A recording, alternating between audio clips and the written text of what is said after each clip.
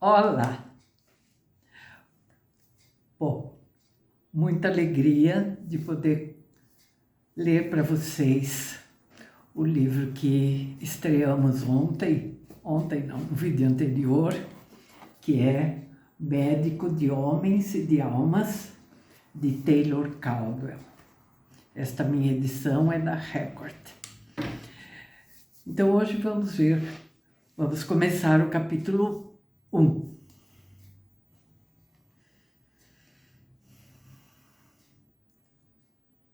Lucano nunca soube com certeza se gostava ou não de seu pai. Seria possível admirar homens simples e despretensiosos? Seria possível honrar homens sábios? Mas seu pai não era simples nem sábio, embora se considerasse pertencente à classe desses últimos.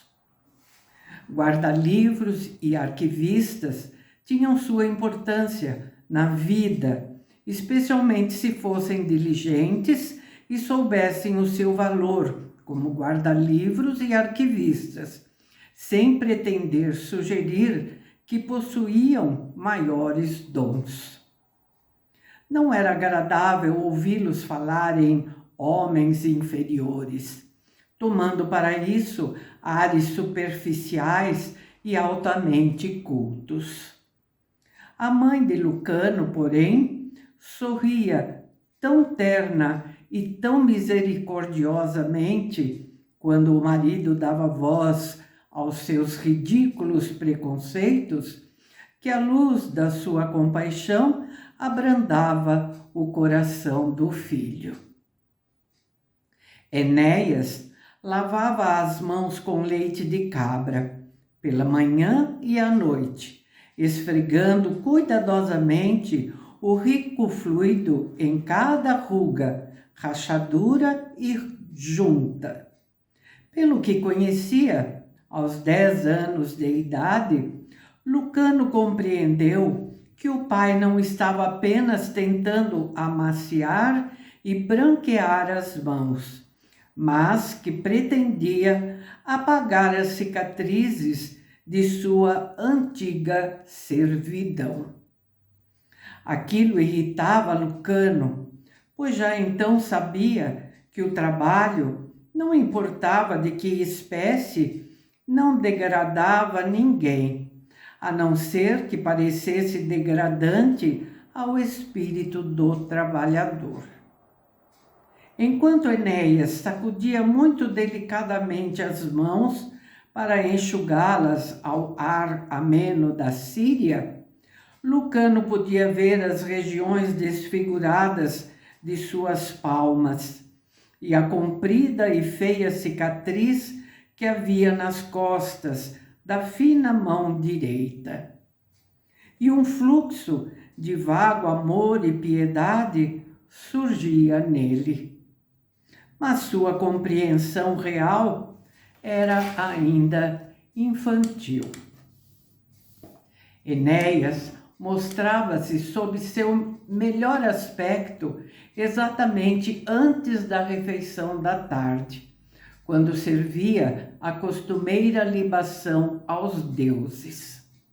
Lucano o contemplava então com uma veneração sem palavras. A voz de seu pai, habitualmente tão fina, seca e orgulhosa, tornava-se humilde e hesitante. Enéas sentia-se grato aos deuses que o libertaram e tornaram possível a casa pequena e agradável, com seus jardins de palmeiras, flores, árvores frutíferas, que o tinham levantado do pó e lhe haviam outorgado autoridade sobre outros homens. O fato mais solene para Lucano, porém, era quando Enéas tornava a encher a taça de vinho e, com uma nova reverência, derramava o líquido vermelho, lenta e cuidadosamente, e dizia com brandura quase inaudível: para o Deus desconhecido. As lágrimas enchiam os grandes olhos azuis daquele Lucano de 10 anos, o Deus desconhecido. Para Lucano, a libação era não só um velho costume dos gregos, mas ainda uma saudação mística, um rito universal. Lucano ficava a olhar a queda das gotas de rubi, e seu coração apertava-se com emoção quase insuportável, como se estivesse testemunhando o derramar-se de sangue divino, a oferenda de um sacrifício inescrutável. Quem era o Deus desconhecido, sem nome? Enéas respondia ao filho.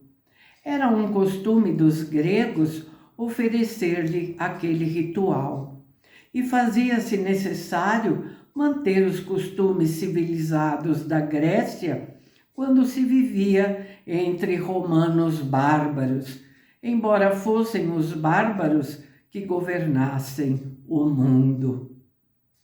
Suas mãos marcadas de cicatrizes cruzavam-se num gesto inconsciente de homenagem, e seu rosto estreito, tão insignificante e comum, adquiria distinção e gravidade.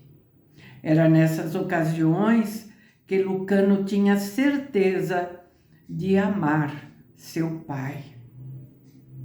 Sobre os deuses, Lucano fora cuidadosamente instruído pelo pai, que lhes dava seus nomes gregos e não os nomes toscos que os romanos lhes atribuíam.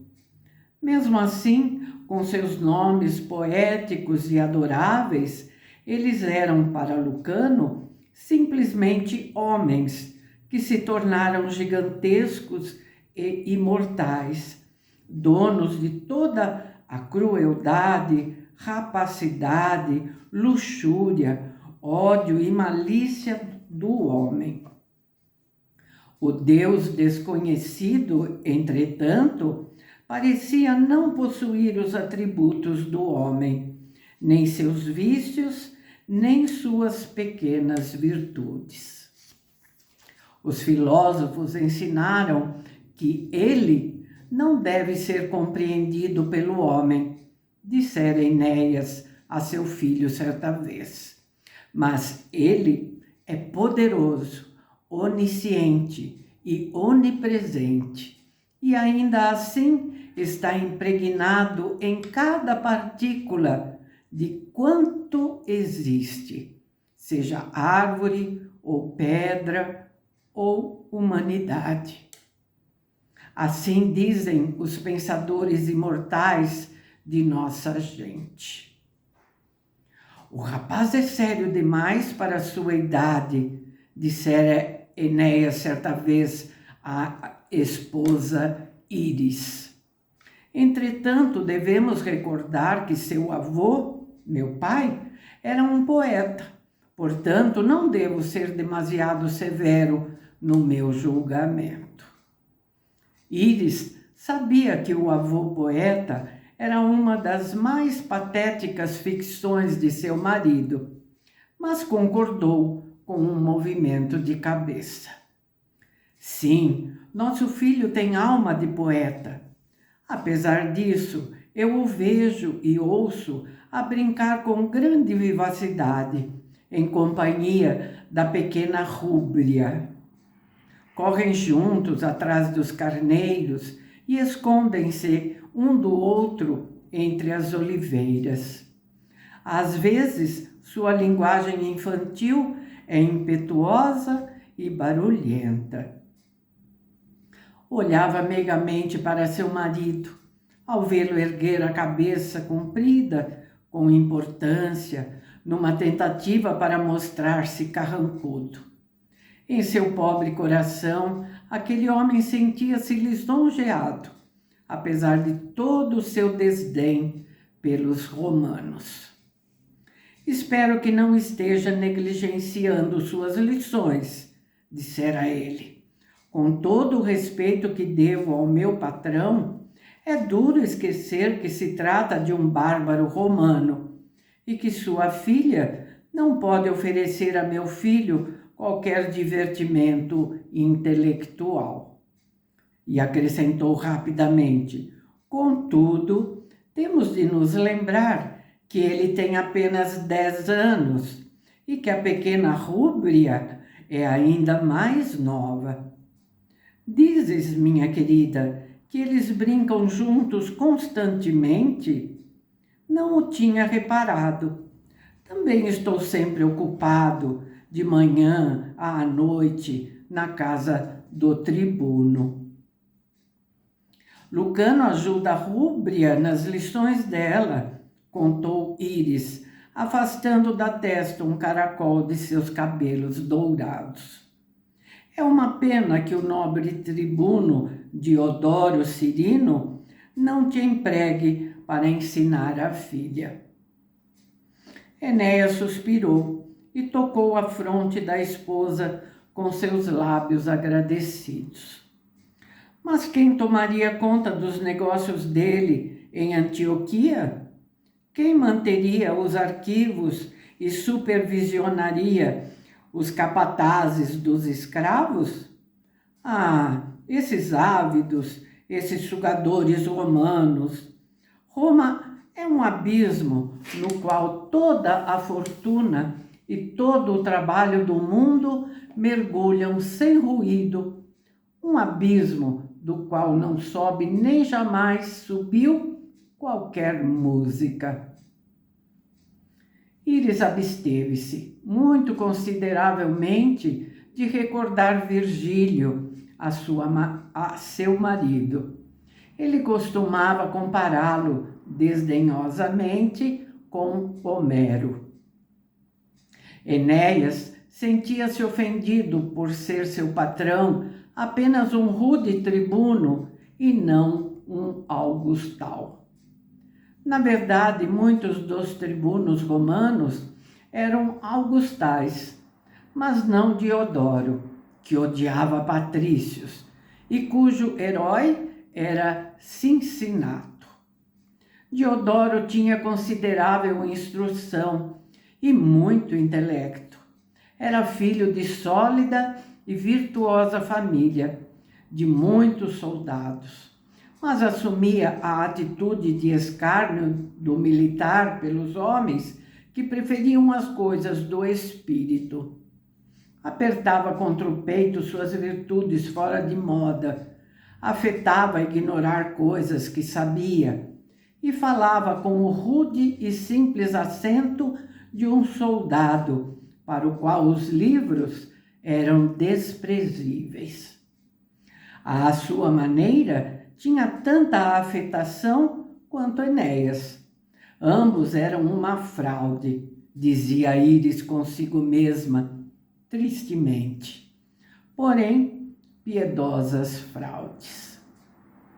Que Enéas se mostrasse condescendente para com o soldado cujo pai o libertara, e que Diodoro usasse deliberadamente má gramática e exibisse más maneiras, isso não importava.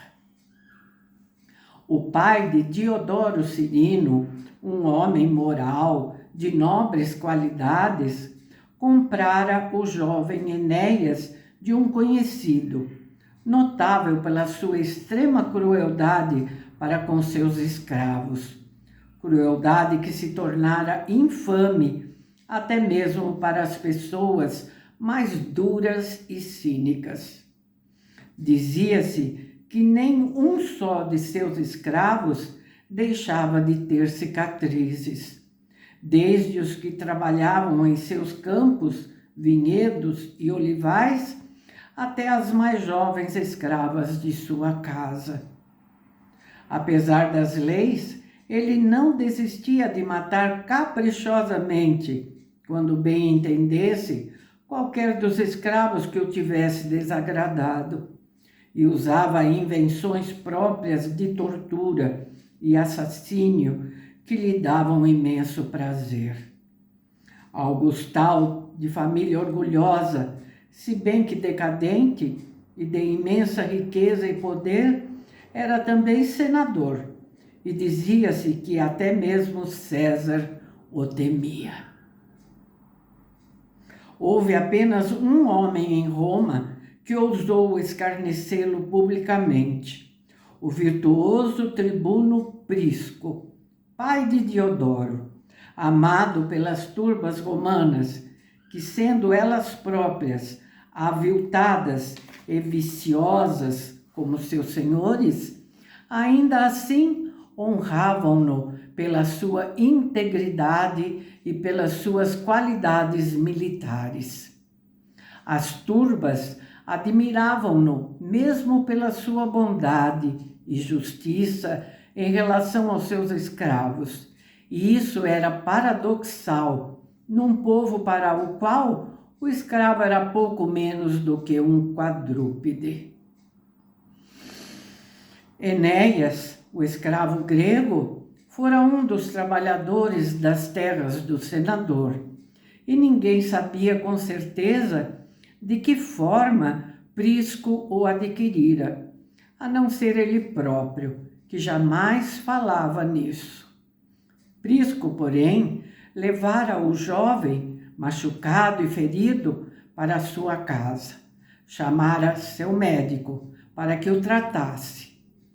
Dera-lhe um lugar entre seu pessoal doméstico, exigindo dele apenas obediência. Estamos todos sujeitos à obediência, tinha dito Prisco severamente a seu novo escravo.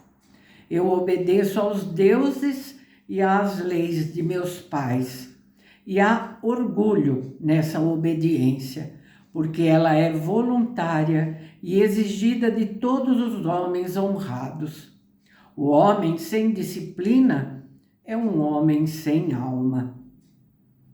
Enéas era iletrado, mas rápido e respeitoso, dotado de mente arguta e metódica. Prisco, que acreditava dever todo homem, mesmo um escravo, desenvolver-se até o máximo de sua capacidade, permitira que Enéas se sentasse a um canto do quarto onde seu jovem filho recebia instrução. Num espaço de tempo espantosamente curto, Enéas alcançara Diodoro. Sua memória era extraordinária. Não se passou muito tempo e Enéas, com ordens de Prisco, estava ocupando uma extremidade da mesa onde Diodoro se sentava com seu mestre. Temos aqui um erudito grego? Perguntou Prisco ironicamente ao mestre. O mestre, porém, replicou com sagacidade que Enéas não era um verdadeiro erudito, e sim um jovem de mentalidade inteligente. Quando Enéas completou 25 anos, estava administrando as propriedades romanas de seu senhor, Prisco, enquanto Diodoro assumira sua profissão de soldado e assistia o procurador em Jerusalém. Apaixonara-se também por uma outra escrava, a jovem Íris, criada de quarto da esposa de Prisco, jovem e bela grega, a querida do pessoal doméstico, educada pessoalmente por Antônia, que lhe devotava afeto maternal. Prisco e Antônia presidiram o casamento dos jovens, dando-lhes muitos presentes, inclusive a dádiva inestimável da liberdade. Diodoro Cirino, voltando para casa depois da morte de seus pais, ficara satisfeito com o liberto Enéas, pois as propriedades romanas estavam em excelente ordem. Lembrava-se de seu antigo colega de estudos, como de um indivíduo comum, sem brilho particular, mas reconheceu suas qualidades e honestidade, embora se aborrecesse com sua petulância e com as pequenas arrogâncias que exibia para com os escravos sob suas ordens. Mas sendo Diodoro extremamente inteligente e secretamente piedoso, compreendera que daquela maneira Enéas se estava compensando pelos anos de escravidão.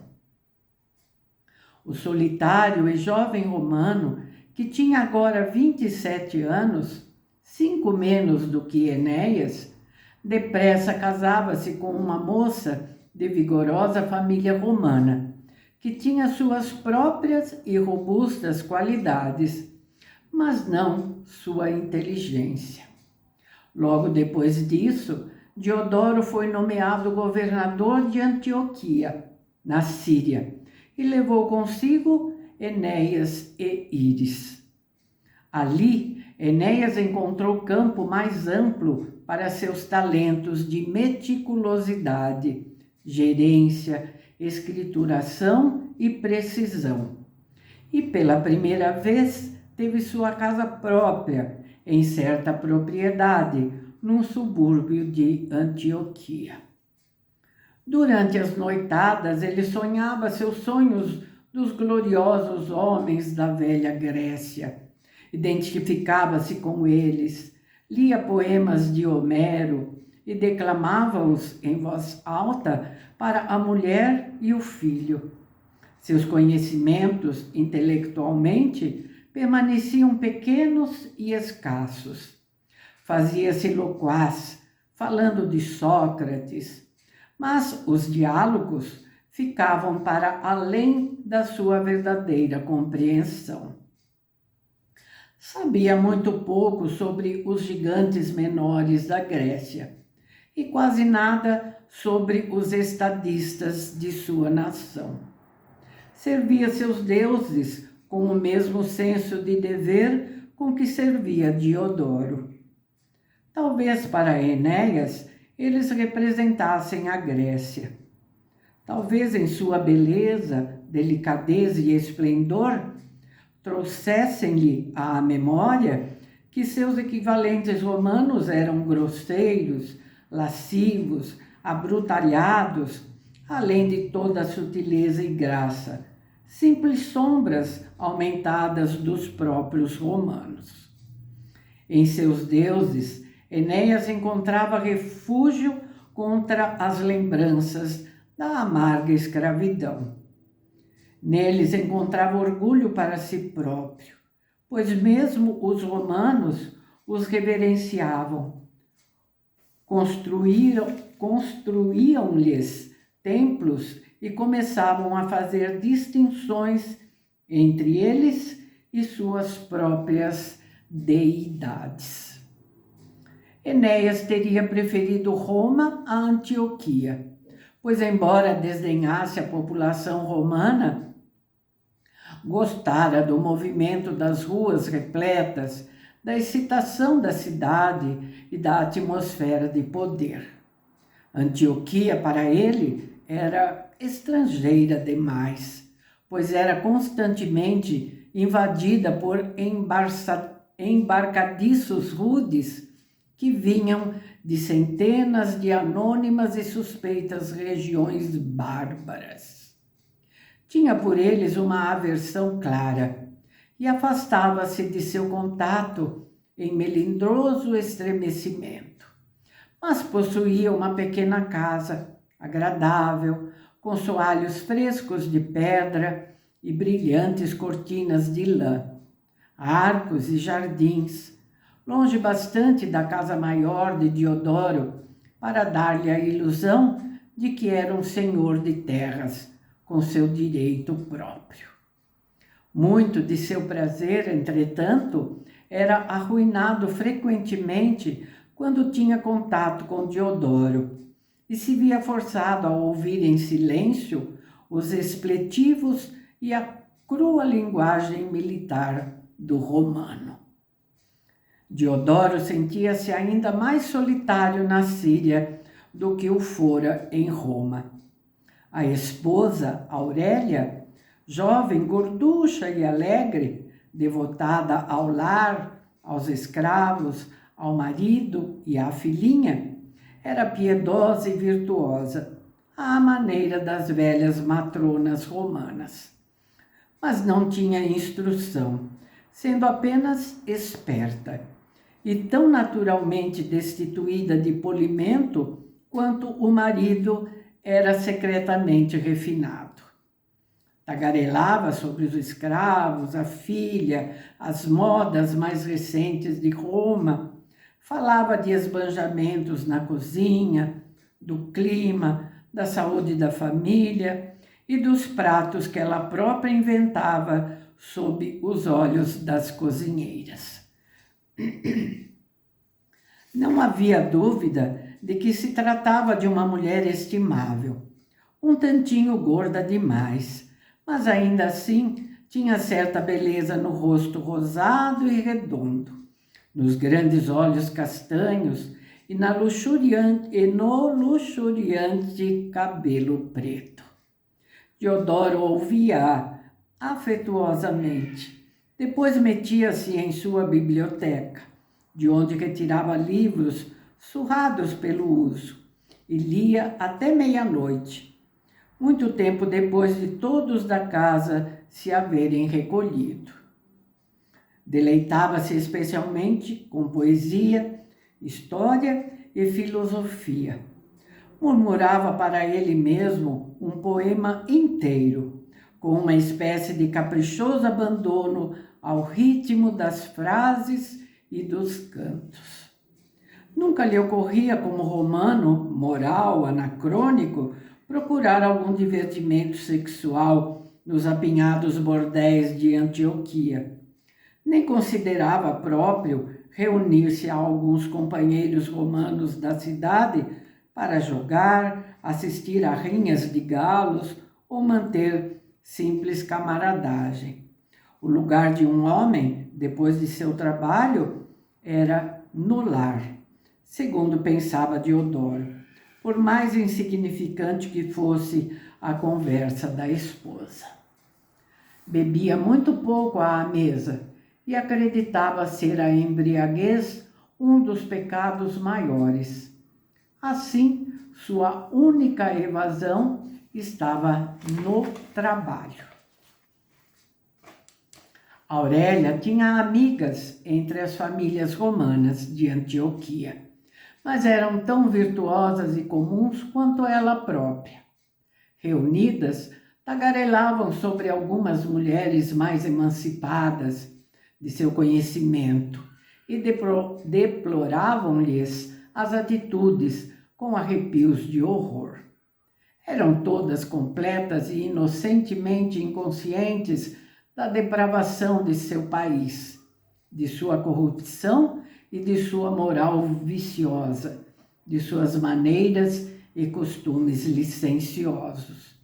E criticavam outras mulheres por um comportamento que em Roma era comum e admitido.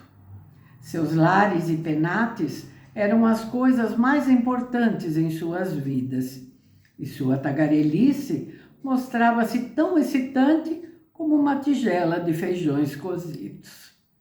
Sentiam-se felizes, tinham maridos, filhos, jardins, eram diligentes e devotadas. Deixa eu ver o tempo. Bom, acho que vamos ficar por aqui hoje, tá?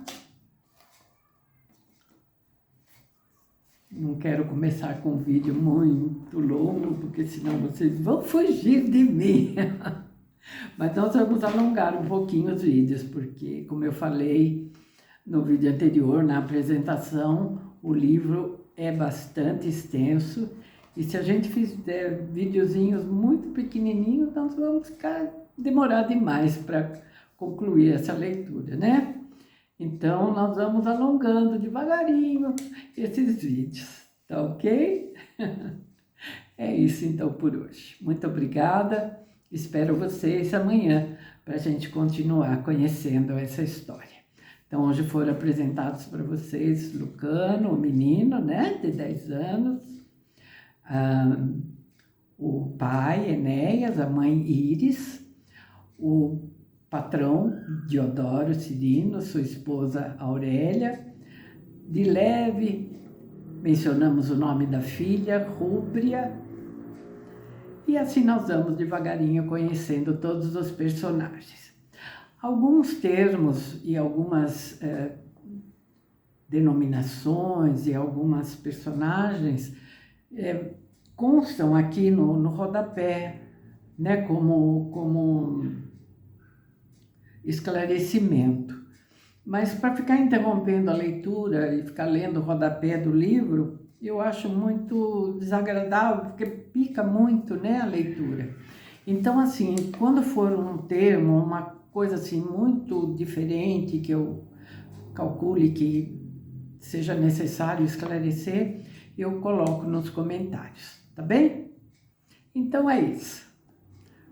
Espero que vocês não esqueçam de deixar seu like, façam um comentário e continuem divulgando o canal, o livro novo e tudo mais que eu sempre peço, tá bem? Fiquem com meu abraço e até o próximo vídeo.